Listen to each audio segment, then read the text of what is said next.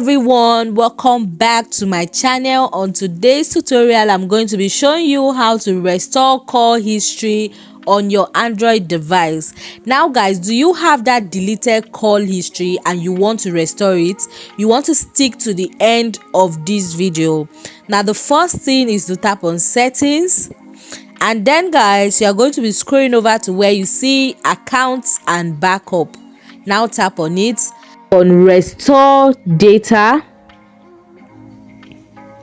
now you want to tap on your phone's name. Now I'm going to be deselecting the 7 of them and just select call logs, because for the sake of this video we are just going to be restoring call history on our Android device.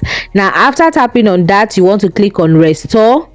I'm going to be using my mobile data because you need that for this tutorial. This is how you restore your call history on your Android device. You just want to allow this complete its cycle and your call history will be restored. Now, did you find this video helpful? Please click on the like button to like this video, and then click on the subscribe button to subscribe to this channel for more useful tutorials like this.